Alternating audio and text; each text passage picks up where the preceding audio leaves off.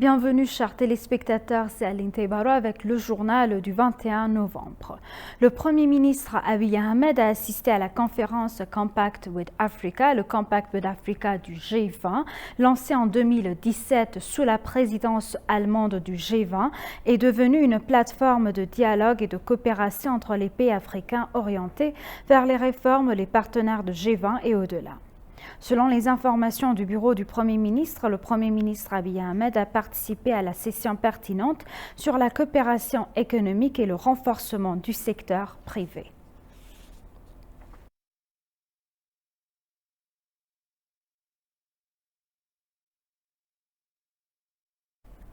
Le Premier ministre Abiy Ahmed et le chancelier allemand Olaf Scholz ont discuté des questions visant à renforcer des relations de coopération selon le Conseil du Premier ministre des Affaires étrangères, l'ambassadeur Taye Asselassie.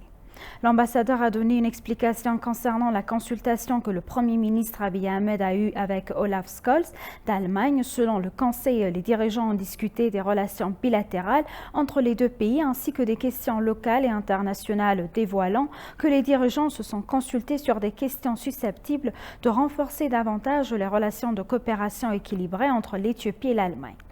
Il a indiqué qu'il est possible d'identifier conjointement différentes options d'investissement allemand en Éthiopie, ajoutant que les institutions allemandes se sont concentrées sur la discussion des questions sur lesquelles elles peuvent s'engager dans les domaines de l'énergie et de la fertilisation des sols en Éthiopie.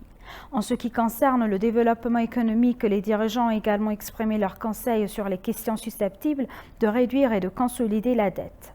L'ambassadeur Taye Asselassie a expliqué que le Premier ministre Abiy Ahmed a annoncé le travail accompli par l'Éthiopie et le rôle constructif que son pays joue dans la résolution des problèmes dans la région, notamment au Soudan.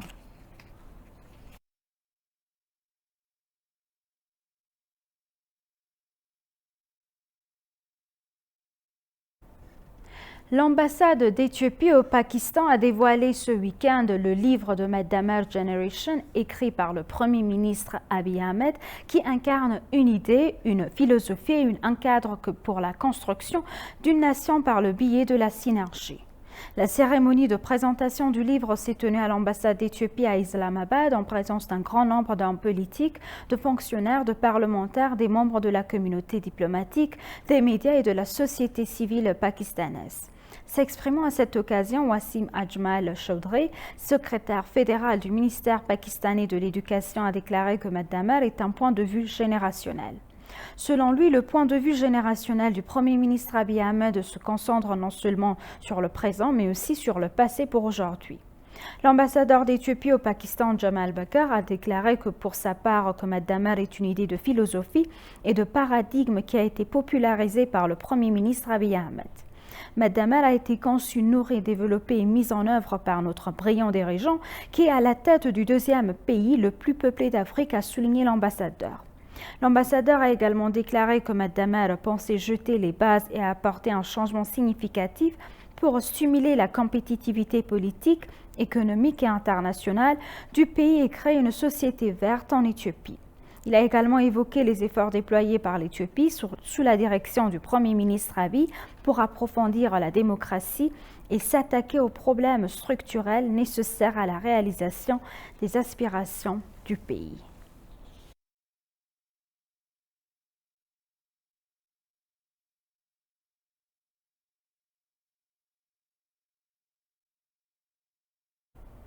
Le Premier ministre Abiy Ahmed et le chancelier allemand Olaf Scholz ont eu des discussions pour renforcer les relations entre les deux pays dans de nouveaux domaines de coopération, selon le ministre d'État des Finances, Eyob Takalin.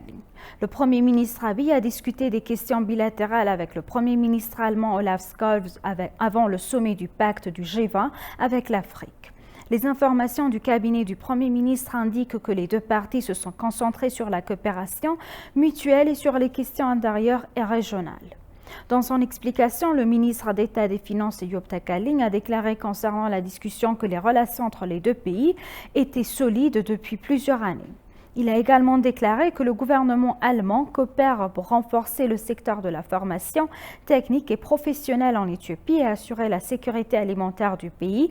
Le Premier ministre Abiy Ahmed a mentionné qu'il avait eu des discussions fructueuses avec le chancelier allemand Olaf Scholz pour renforcer ses relations dans de nouveaux domaines de coopération.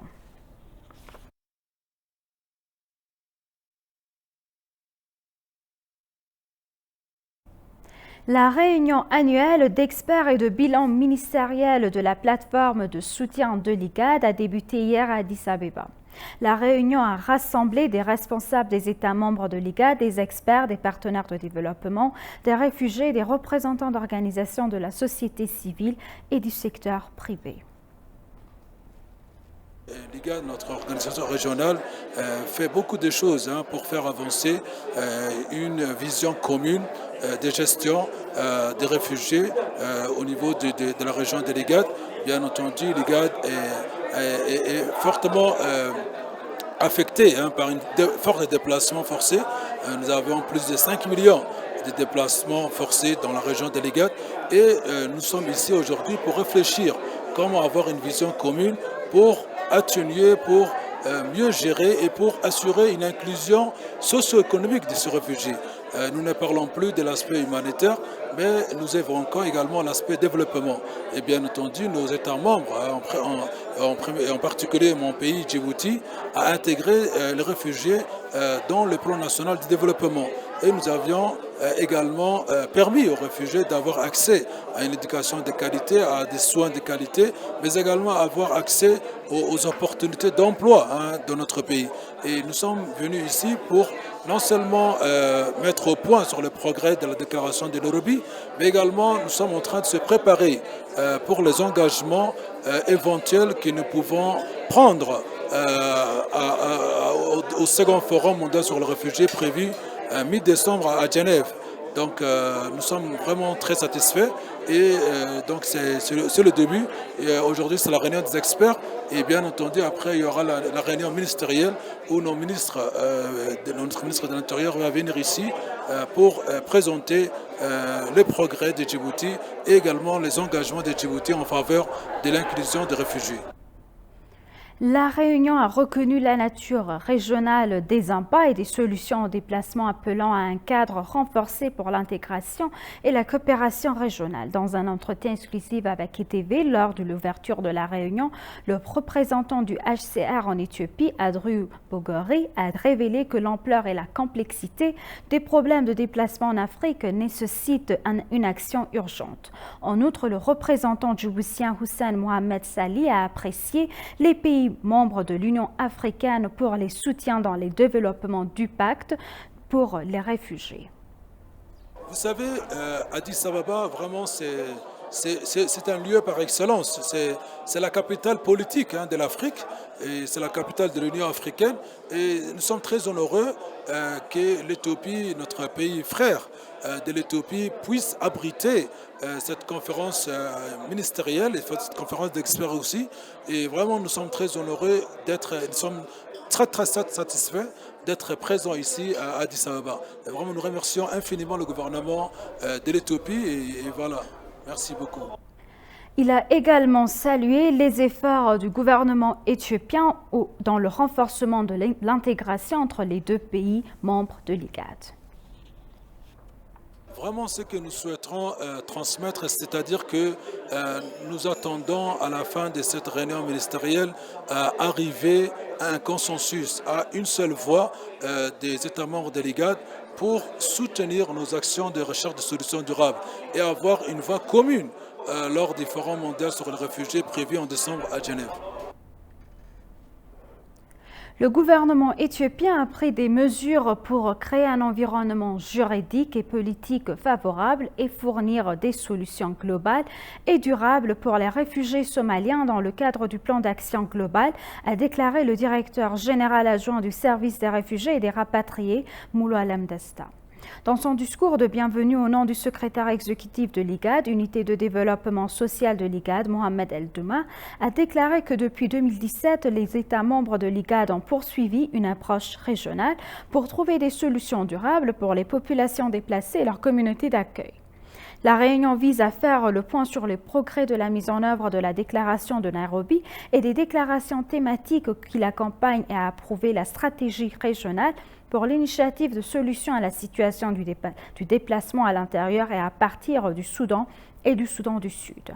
La réunion examinera et validera également le projet de cadre de résultats consolidés de la plateforme de soutien de l'IGAD, validera et approuvera les méga-engagements régionaux conjoints sur des solutions durables et le changement climatique et approuvera le cadre politique de l'IGAD sur la protection des réfugiés. Le directeur général adjoint du service des réfugiés et des rapatriés, Moulalem Dassa, pour sa part, a déclaré que dans le cadre du plan d'action global, le gouvernement éthiopien a pris des mesures pour créer un environnement juridique et politique favorable et fournir des solutions globales durables aux réfugiés somaliens.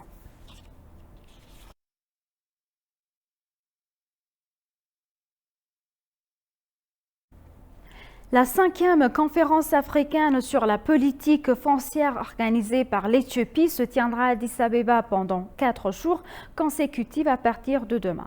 Il a été suggéré que la conférence se tienne à la salle de l'Union africaine sur le thème « Gestion durable des terres pour la mise en œuvre rapide de la zone de libre-échange africaine ». Il a noté que la conférence est organisée conjointement par le Centre africain de politique foncière, la Commission économique des Nations unies pour l'Afrique, le groupe de la Banque africaine de développement et le gouvernement éthiopien. Selon les informations de la CEA, l'objectif de la conférence est de conseiller les pays africains sur les programmes susceptibles d'accroître la mise en œuvre des politiques foncières grâce à l'information, aux compétences et aux connaissances.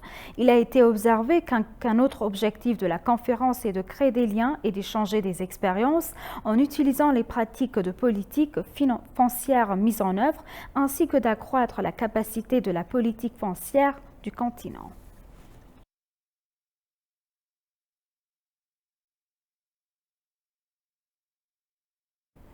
Et pour conclure le journal, Ethiopian Airlines, la plus grande compagnie aérienne d'Afrique, a officiellement lancé hier 3 vols directs hebdomadaires vers l'aéroport de Gatwick à Londres et au Royaume-Uni.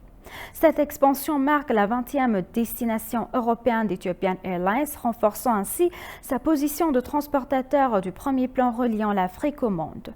Le chef commercial d'Ethiopian Airlines, Lamai Adesina, a déclaré à l'occasion que la compagnie avait élargi ses destinations à travers le monde conformément à sa stratégie de croissance.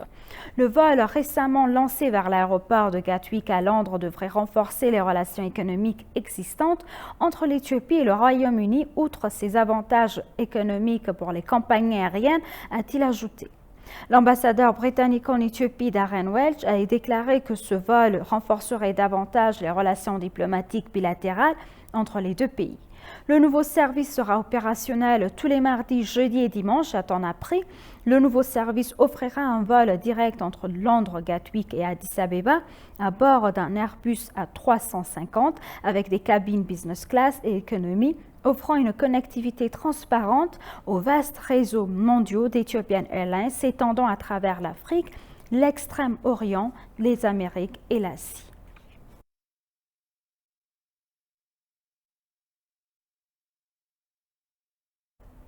Chers téléspectateurs, nous vous rappelons les titres principaux. Le Premier ministre Abiy Ahmed a assisté à la conférence Compact with Africa.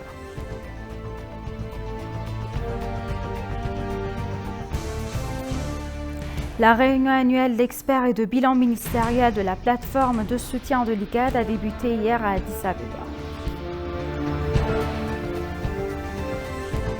Merci chers téléspectateurs, c'est la fin du journal, c'était Aline Taibaro avec le journal. Restez avec nous avec le reste des programmes. Bonne journée.